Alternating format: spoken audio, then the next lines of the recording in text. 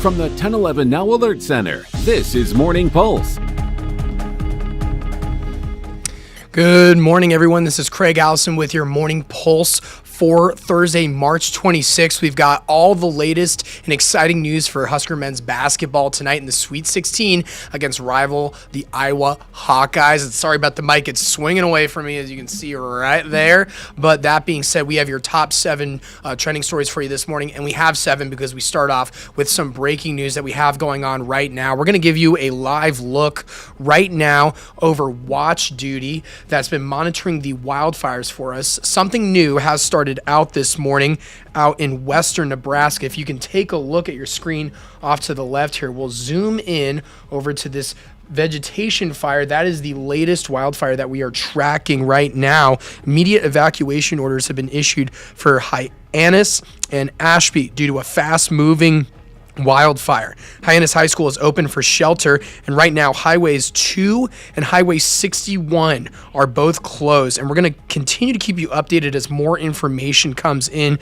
We have also seen some new reports being posted on Facebook from the area high schools. Right now, Hyannis High School remains open, and the parking lot is open if you need a place to park trailers. There's going to be no school there today with this situation unfolding, and anyone needing a place to seek refuge from the fires is open to go over to the school. So again, we're going to be monitoring this throughout the morning. This is breaking news just starting this morning around the 3 to 4 a.m. time frame. We'll zoom that back out for you, but we've been using Watchdog for all the latest to monitor with our wildfire coverage. So this being said, be sure to stick with us at 1011 Now as we work to get you more information on this developing story for you this morning. Again, this out by Hyannis over in western Nebraska.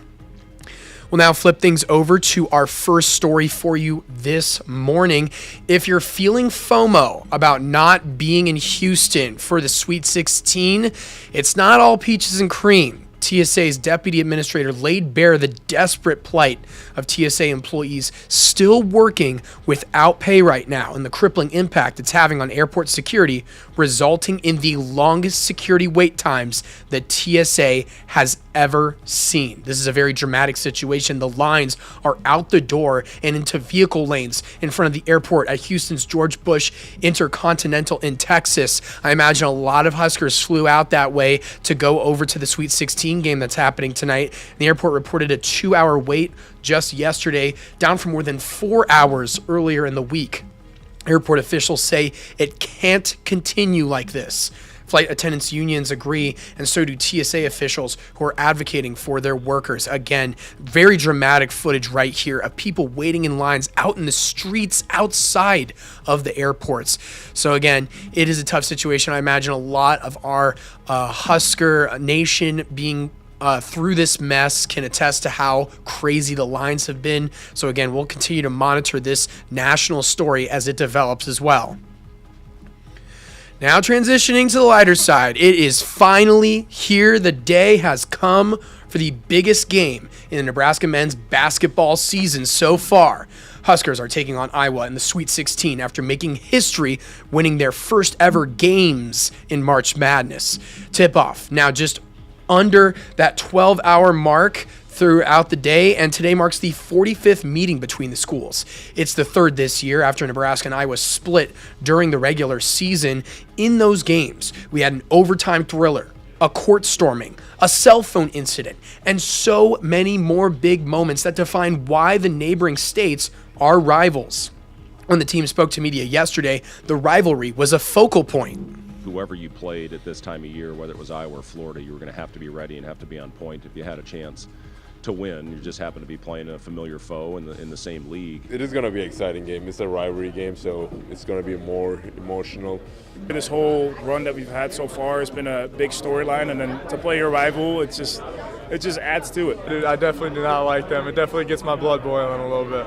Nah, I don't have no hate. It's basketball. You know, it's the game. It's a love and hate relationship with the game. But with the other team, no. Only thing I want to do is just kick their butt. That's the only thing I want to do. It's always go Big Red over here at 10-11, but you just heard it there from both the Huskers and the Hawkeyes going into this rivalry.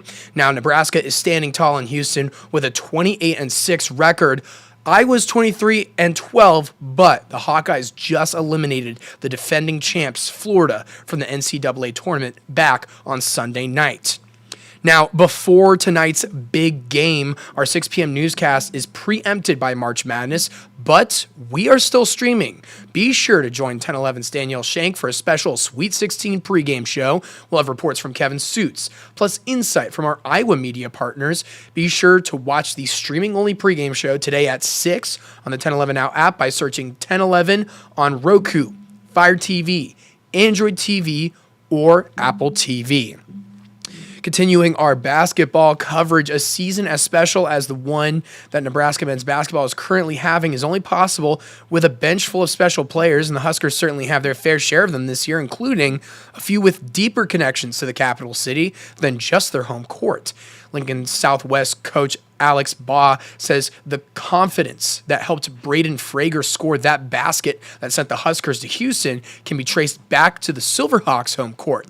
It's where he says he watched natural talent combined with hard work during Frager's 4 years there, forming the player he says he's not surprised to see helping lead the Huskers to a historic season. When Braden plays with a level of joy and fun, he is unstoppable. And so to see him in that last moment just playing off instincts, I think is when he's at his best.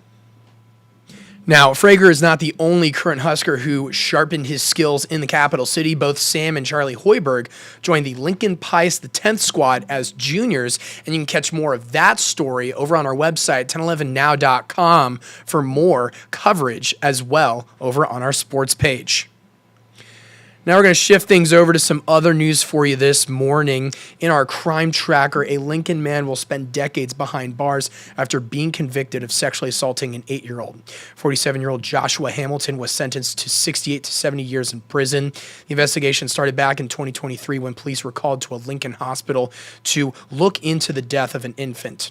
Authorities then interviewed the infant's 8-year-old sibling and discovered a series of sexual assaults by Hamilton. Hamilton is a lifetime sex offender following a conviction for third-degree sexual assault of a child in 2008. And wrapping things up with your final story for you this morning, if you haven't already noticed, the streets are flooded with the Blue Jackets. It's that time of year again where students flood into Lincoln for the Nebraska State FFA Convention, and UNL's East Campus was buzzing yesterday with those signature blue corduroy jackets. While some Nebraska FFA students were exploring PBA and the Haymarket, UNL's East Campus Union was filled with students who were debating agricultural issues, competing in floral arrangements, even participating in scavenger hunts. Dairy Store was also a big hit as well for seniors Yeager, Licklider, and Landon Miller from Takema Herman Community Schools. It was also a big day for them as they got their state degrees for FFA, meaning they've put 500 hours into their school's FFA program. I am who I am today because of FFA. I mean, the people I meet, the people I see, they've been basically just a mentor.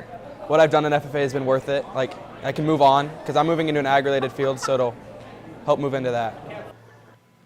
Miller and Licklider received their awards in front of 10,000 people at PBA last night. Congratulations. The state FFA convention closes out tomorrow, and that's going to do it for your morning pulse this morning for you. And we'll continue to keep you updated on the latest wildfire developments that we had and showed you earlier this morning with that breaking news. But before we wrap things up completely, we're going to toss things over to your 7-day outlook before tossing things over again to Jessica Blum with more.